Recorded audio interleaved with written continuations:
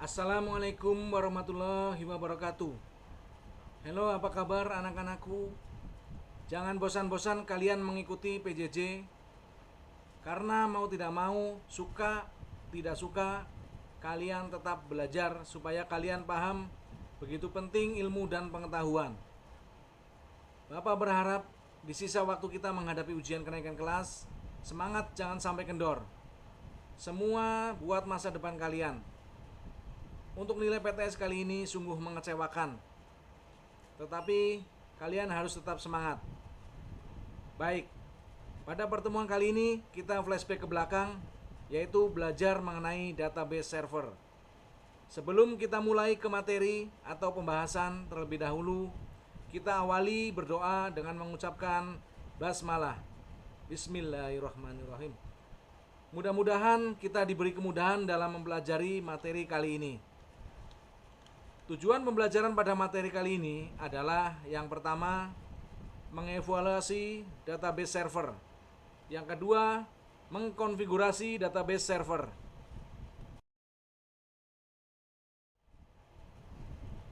Baik, kita akan menjelaskan apa itu database.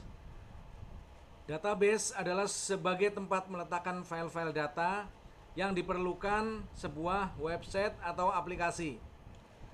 Dengan adanya database server, akan mengurangi beban akses data oleh klien dan dapat diakses oleh beberapa klien secara bersamaan pada satu sumber. Database server identik dengan sebuah program komputer yang menyediakan layanan pengelolaan basis data dan melayani komputer atau program aplikasi basis data dengan menggunakan model client server.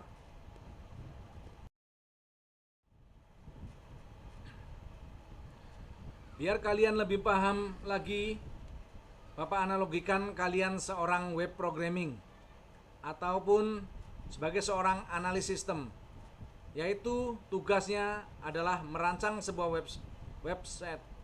Misalnya, sistem informasi pendaftaran murid baru SMK era pembangunan. Tentu saja kita memerlukan sebuah data, dan data tersebut masih mentah dan belum diolah menjadi sebuah web dinamis. Dari itu kita memerlukan yang pertama, data dalam bentuk tabel-tabel, misalnya tabel informasi pendaftaran, tabel calon peserta didik, tabel-tabel syarat pendaftaran, tabel-tabel peserta didik baru, dan lain-lain informasi yang nantinya diolah menjadi sebuah database. Kedua, sebuah software editor, yaitu untuk mendesain, juga mengolah atau menyajikan sistem informasi pendaftaran terkesan lebih menarik, yaitu tampilannya misal menggunakan software atau program Dreamweaver, Sublime, dan masih banyak lagi. Ketiga, kita memerlukan software SQL Server, MySQL Server, atau program-program lain yang mendukung yang bersifat gratis. Kita juga bisa menggunakan program yang bersifat gratis, yaitu kita gunakan SAMPP. Semua itu sebagai pengolah data.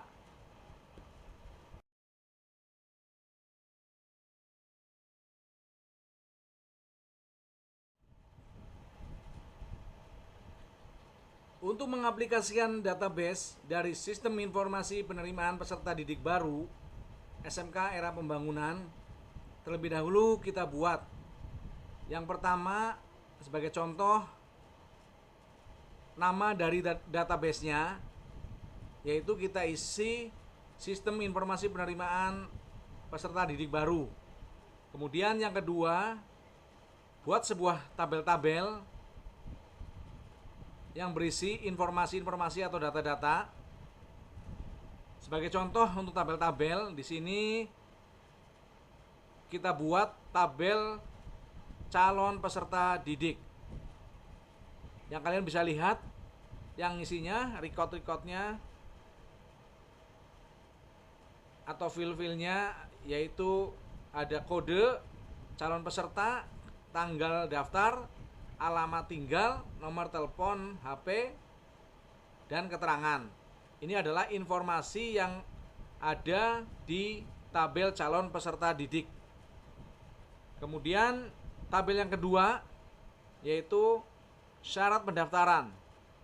Syarat pendaftaran berisi informasi mengenai kode calon peserta, kemudian ijazah, foto, uang pangkal atau uang gedung, kemudian statusnya. Nah, ini adalah tabel syarat pendaftaran. Dapat kalian lihat di layar monitor. Untuk tabel selanjutnya atau tabel ketiga yaitu tabel peserta diterima. Di sini informasi yang ada adalah informasi calon peserta didik yang diterima. Di sini berisi fil-fil yaitu kode calon peserta, jurusan, nomor telepon atau HP, kemudian alamat, status. Nah, di sini status diterima. Kemudian yang ketiga, langkah yang ketiga, setelah merancang tabel, kita buat atau kita input ke dalam sebuah database atau program database. Misalnya kita gunakan Postgres, SQL, Oracle, MySQL, Maria Database, kemudian Microsoft SQL Server, dan lain-lain. Tapi kali ini kita gunakan atau kita ambil contoh yang gratisan yaitu PHP MySQL yang bisa kalian buka browser di internet. Untuk PHP MySQL yang gratisan atau PHP MyAdmin.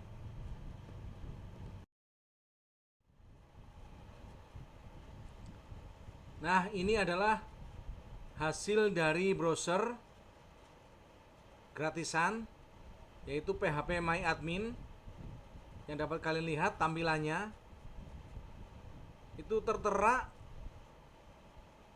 nama dari database yang dikasih anak panah. Kemudian di samping kiri ada tulisan nama dari tabel.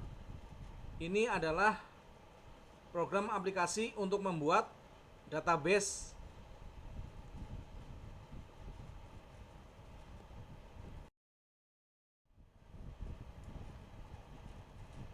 Yang terlihat di layar ini adalah contoh rancangan relation database untuk membuat web. Jadi sumber-sumbernya untuk membuat web yaitu dari database yang sudah kalian buat. Nah, ini tampilannya. Ada yang namanya tabel pendaftaran, kemudian ada panitia pendaftaran, kemudian jurusan yang diambil dari peserta didik, kemudian daftar siswa yang diterima. Nah, itu sebelah kanan atas. Nah, ini adalah hasil dari database yang sudah kalian buat. Jika ditampilkan relationship-nya akan seperti yang ada di layar monitor. Nah, itu juga tertera setiap tabel ada namanya ID pendaftaran, kemudian ID panitia, kemudian ID kode Prodi, kemudian ada kode NIS. Di sini saling berhubungan. Jika kalian melakukan pendaftaran, akan diterima oleh panitia pendaftaran. Selanjutnya kalian mendaftar atau memilih jurusan yang kalian pilih. Kemudian jika diterima akan tertera yaitu daftar siswa sebelah kanan.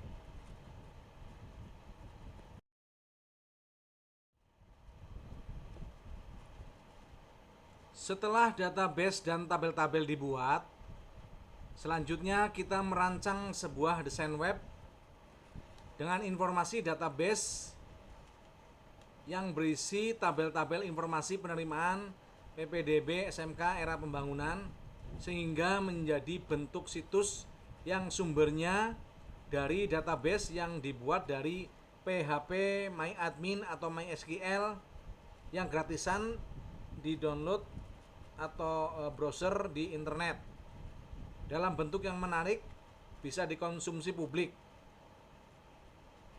Nah, hasil dari pembuatan web terlihat di bawah yang ada tampilan back to school. Nah, itu adalah tampilan dari website untuk pendaftaran secara online.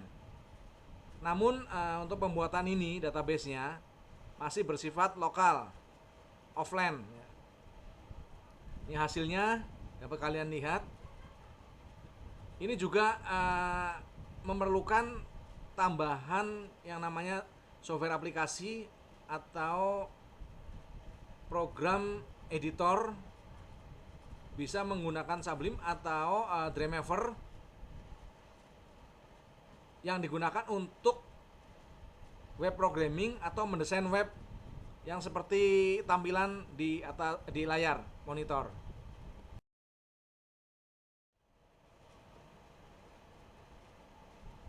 Dari materi yang dipaparkan dapat ditarik kesimpulan serta pengertian. Yang pertama, database atau basis data atau orang menyebut MySQL adalah kumpulan dari tabel-tabel yang mengandung informasi yang berguna. Kemudian yang kedua, basis data adalah kumpulan dari catatan-catatan atau potongan-potongan dari pengetahuan dengan menggunakan cara pemodelan serta penyajian. Salah satunya digunakan untuk membuat sebuah web dengan tampilan yang menarik. Kemudian yang ketiga, database server bisa dikatakan sebagai kumpulan tabel-tabel atau informasi yang diletakkan di sebuah server terpusat yang isinya informasi yang dibutuhkan pengguna. Kemudian yang keempat, tabel adalah susunan baris dan kolom atau mungkin struktur yang lebih kompleks. Selanjutnya, fungsi dari database server. Yang pertama, sumber informasi yang dibutuhkan oleh pengguna, misal sistem informasi penerimaan peserta didik baru SMK era pembangunan untuk calon siswa yang mau mendaftar sekolah.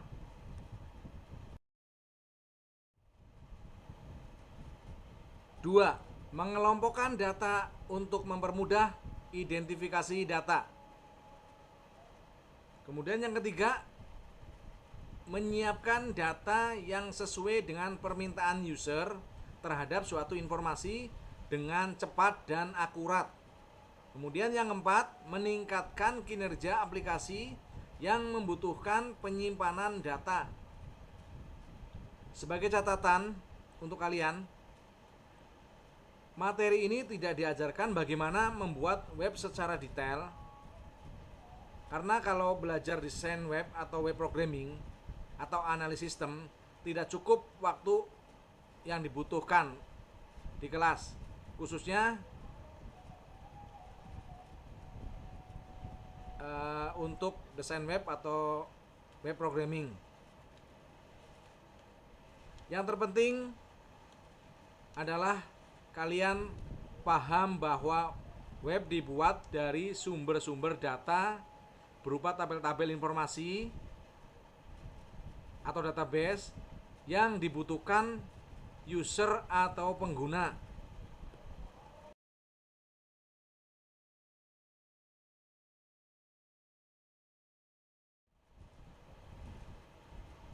Demikian pelajaran yang bisa Bapak sampaikan mengenai database server. Jika ada yang kurang jelas dengan materi yang Bapak sampaikan, silakan kalian bisa kirim pertanyaan di channel YouTube Classroom di kolom komentar, atau kalian bisa melalui email yang tercatat di atas materi. Kemudian Jika kalian tidak ada yang mau ditanyakan, Bapak anggap kalian sudah paham dengan materi database server.